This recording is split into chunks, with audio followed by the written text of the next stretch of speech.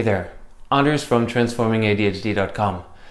Today we're going to talk about how to transform and get rid of negative inner voices in your head, inner thoughts, so that you can raise your self-worth and get on with life. Today's case study is a woman in her early 20s. She came into my office with really low self-worth, and it was coming out in so many different situations in her life: school, job, with her boyfriend, and everything, exams. Everything gave her a bad experience because she was so low in her self-worth. Now, when we dug in a bit, maybe I should explain. The way I look at self-worth is that when you came into this world, you had a self-worth of 100%. Nothing could stop you. And then slowly, as you aged, as you grew as a child, you learned different ways of lowering your self-worth. Not consciously, subconsciously or unconsciously. And you learned them from other people, and you learned them from yourself too, in order to survive, to fit in, to feel loved, and all these things. Now that's all the therapy. What matters is that when you think of it like this way, then something in this woman's mind actively has to hold her self-worth down. Now, digging in and trying to figure out what is going on inside your mind, what's going on, what thoughts, what feelings do you have that actively lower your self-worth, she could say it very easily. I have this thought that I'm just not worthy of anything, that I'm stupid, I'm dumb, and just unworthy of success or anything. And when you go for the inner experience like I do, if we want to transform things from the inside out, we can't just have her stand in front of a mirror going, I am great, I am intelligent, I am lovely. Because it's coming from the inside. Even though she says it herself, it's still kind of coming from the outside in. We want to change things from the inside out. How do we do that? Well, we first figure out what is going on in there.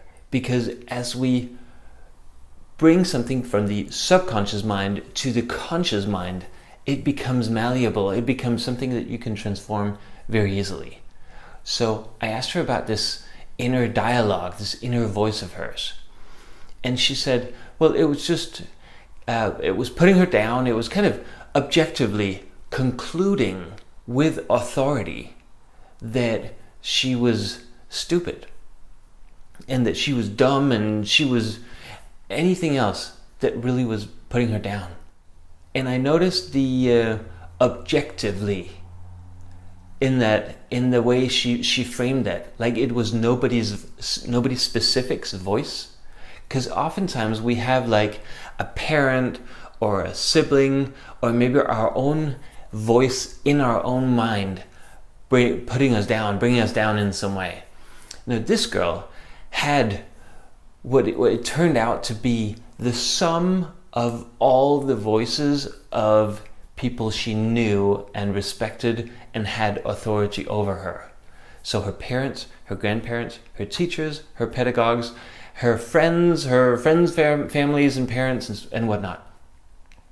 And all these voices were kind of put and collected into one very serious, objective, kind of neutral voice that just concluded. And that was just one of the most powerful inner voices that you can have, because it just concludes. There's nothing to argue. You can disagree with your dad, but you can't disagree with objectivity. So obviously this was putting her down a lot. Now, how do we change this?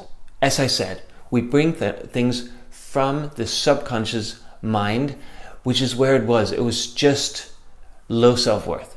Now we realize that it's an inner voice, it's an inner thought, it's a negative voice in her head, and then bring it slowly into a more and more defined reality, into the consciousness of this young woman.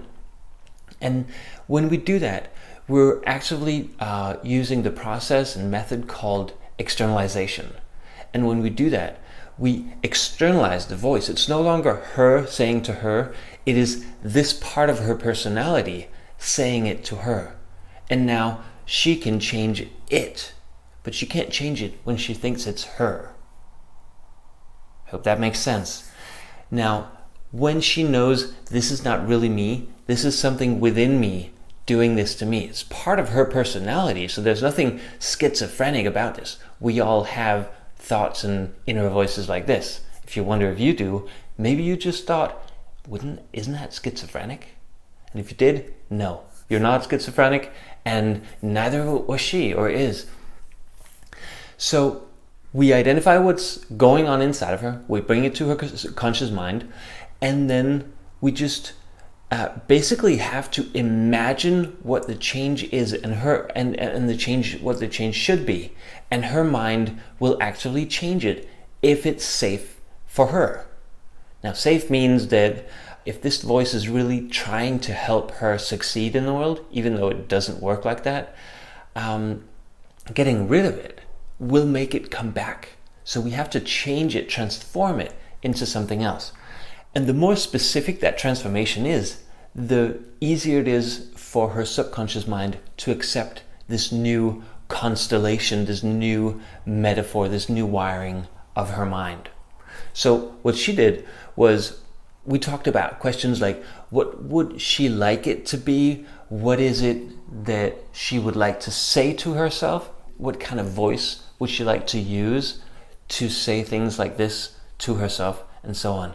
So in that process, she answered that she would like it to become her own voice that spoke to her in a supportive voice. And when she said that, I asked her, now, if it does that, if it does turn into your own voice, and if it does speak to you in a supportive voice, what is it saying then? Like, what mood does it give you? And what does it do to your self-worth? And in order to answer those questions, she has to actually transform the inner construct.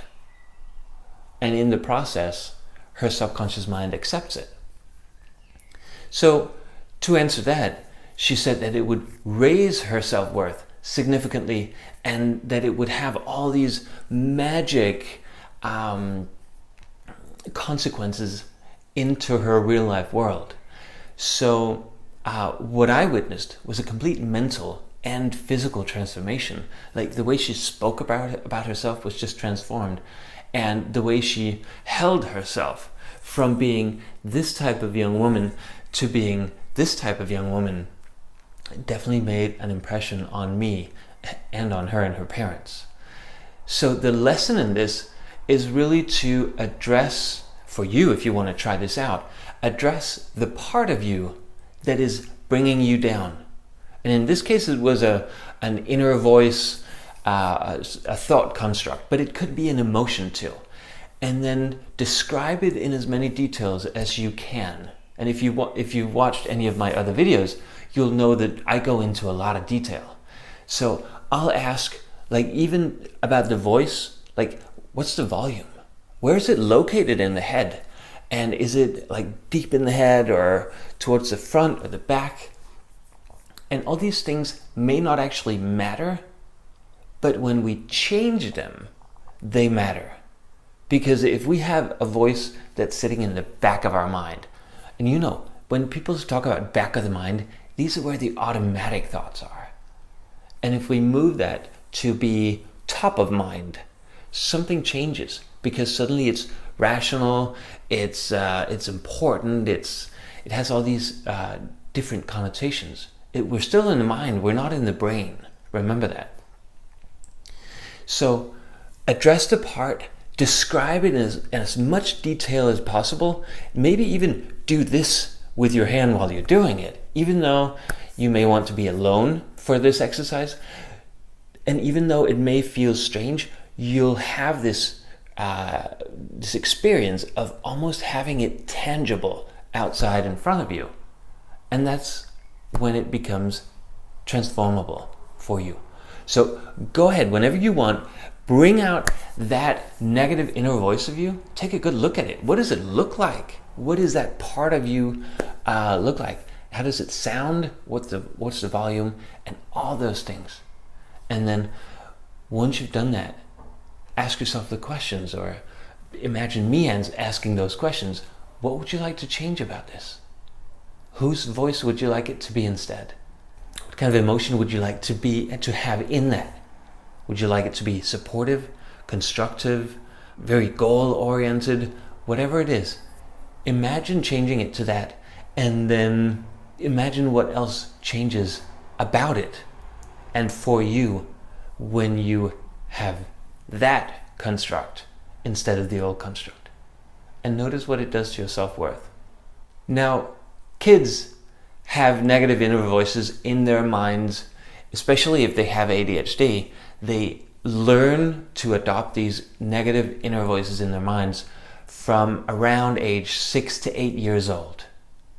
If you have kids with ADHD, you want to help them get rid of this, go to transformingadhd.com and sign up for the newsletter, and maybe even go straight to the Reclaiming Hope parenting course that will help you help your child transform his or her inner negative voices.